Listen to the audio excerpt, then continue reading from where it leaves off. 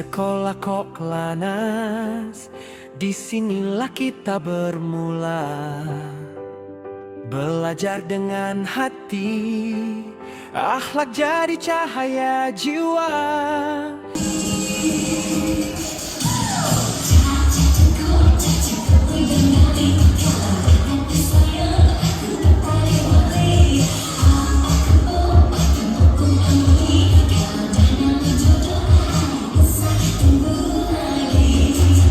Hari demi hari kita membesar, langkah penuh percaya.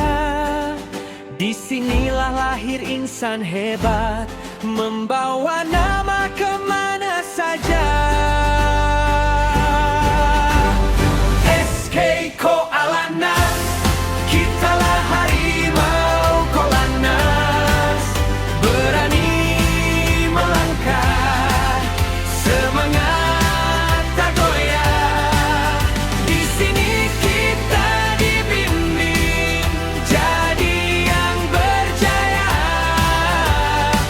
SK Ko Kalanas Bijo.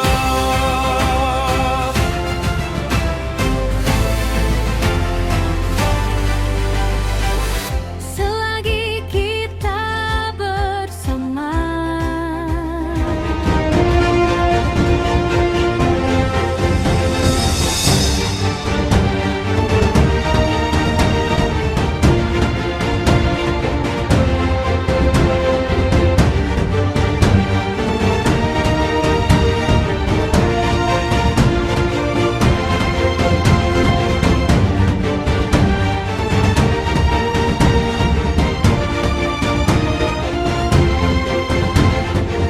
sekarang kita bersama Puan Cik Hanuni binti Ali, Ketua Penolong Pengarah Unit Sekolah Jenis Khas, Sektor Pengurusan Sekolah JPN Kelantan.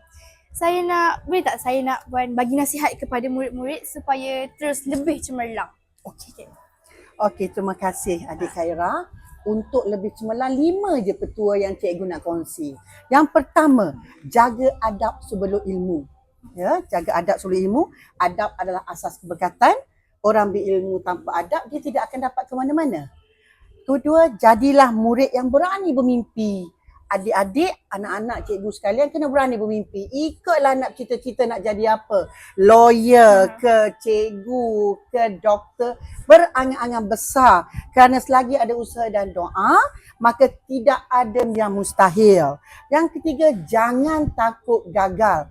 Kerana orang yang berjaya, mereka akan mengalami kegagalan beberapa kali sebelum mencapai titik kecemerlangan dalam hidup. Yang keempat, yang paling penting, hormati guru dan ibu bapa. Kerana untuk mendapat keberkatan dalam ilmu dan kehidupan, mereka haruslah kita hormati sebagai guru-guru kita dan juga ibu bapa. Dan yang terakhir, sudah tentu perlu jadi insan yang baik. Kerana pekerti yang lebih besar, nilainya berbanding dengan pelakuan kita. Yang sebenarnya akan mendorong kita untuk menjadi pemimpin masa depan negara yang cemerlang.